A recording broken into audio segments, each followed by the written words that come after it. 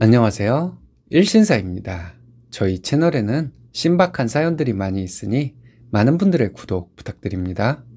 이번 사연은 입방정 전문가 신우에게 남편과 함께 사이다 발언을 했다는 지혜로운 분의 사연인데요. 함께 보시겠습니다. 안녕하세요. 결혼한 지 오래되었고 아이 하나 키우는 아줌마입니다. 남편은 3남매예요.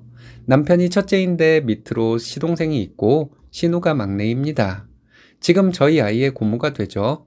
고모는 저와 동갑인데 고모 이야기를 해볼까 합니다. 남편은 제가 사는 지역에서 3시간 거리의 지방에서 태어났습니다. 대학 때부터 서울에서 자취하다가 직장을 다니다가 저와 만나게 되었어요. 남편이랑 사귀게 되면서 결혼 승낙을 받으러 저희 집에 먼저 인사를 드리고 시댁에 인사를 드리러 갔습니다. 도착해보니 남편보다 2년 먼저 결혼한 시누이는 아이를 업고 음식 장만을 하고 있었어요. 한눈에 보기에도 참 착하고 억척스럽고 부지런해 보이는 스타일이었어요. 오빠의 여자친구가 온다고 아이를 업고 잡채를 만들고 회무침을 하다니 저 같으면 엄두도 안 날 일인데 참 대단하다고 생각했죠. 사귄 지 1년이 지나고 남편이 사는 지역에 가서 상견례를 하고 서울에서 결혼을 하게 되었습니다. 서울 중심지에 신혼집을 마련해서 열심히 맞벌이를 하고 살았어요. 남편의 회사는 신혼집에서 가까웠고 저는 지하철로 1시간 거리에 있는 회사에 다니게 되었습니다.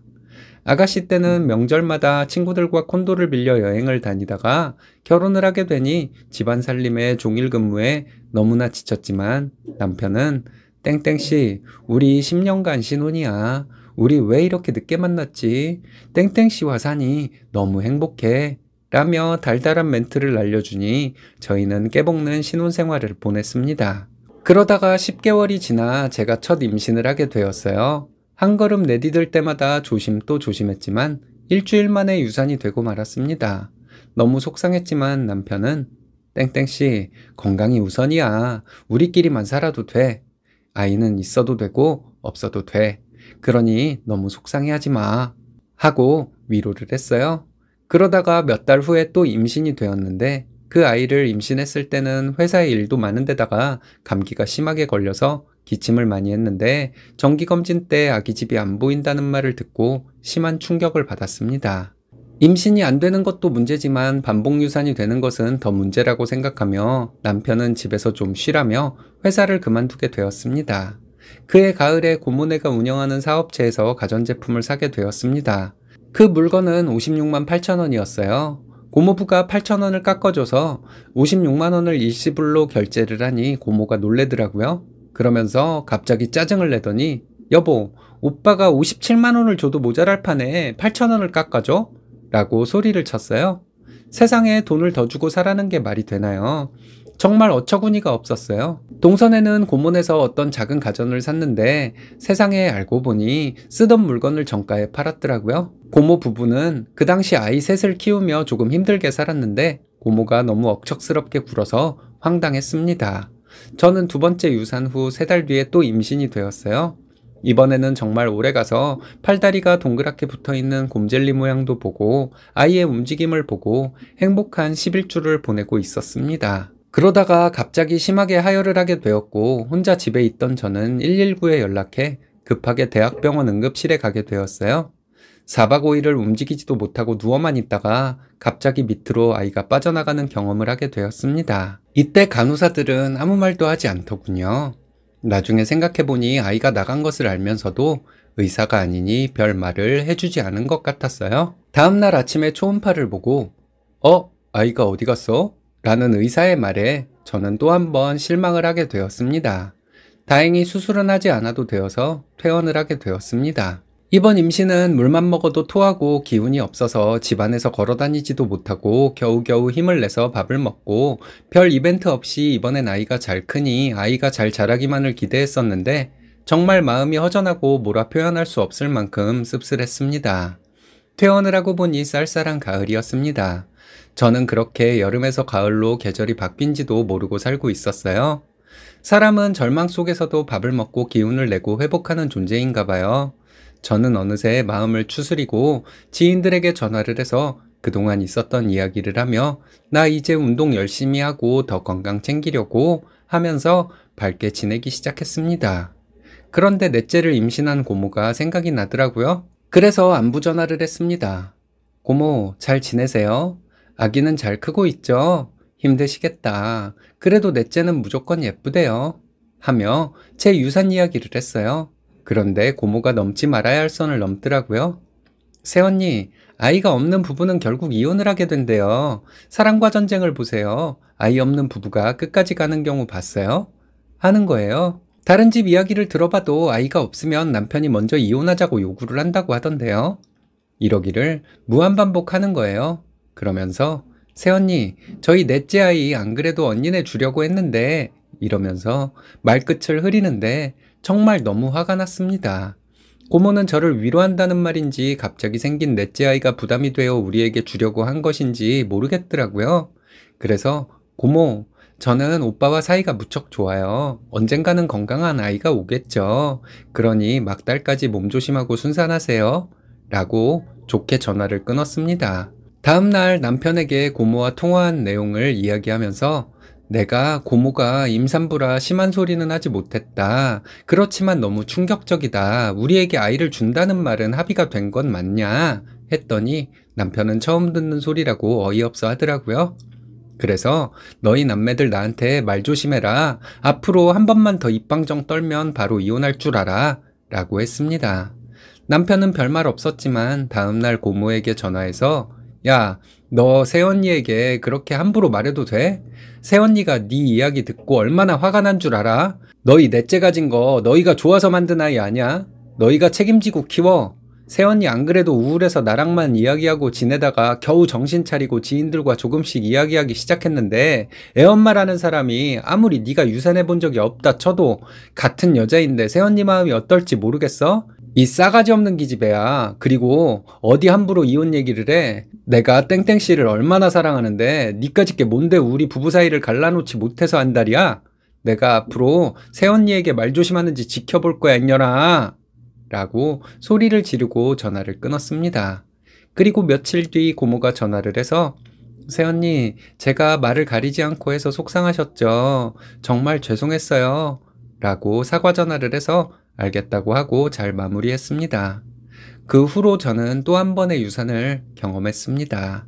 네 번째였죠. 그때는 정말 우울증이 와서 아파트 베란다를 내려다보며 이런 생각이 들었습니다.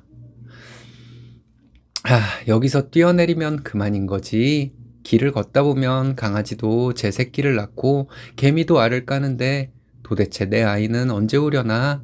정말 왜 사는지 모르겠다. 집에서 외롭게 지내며 아기가 있는 친구와 교류를 끊은 제 상태를 알아챈 남편은 땡땡씨, 나 프로젝트 끝나서 열흘간 휴가야. 우리 유럽 여행 가자.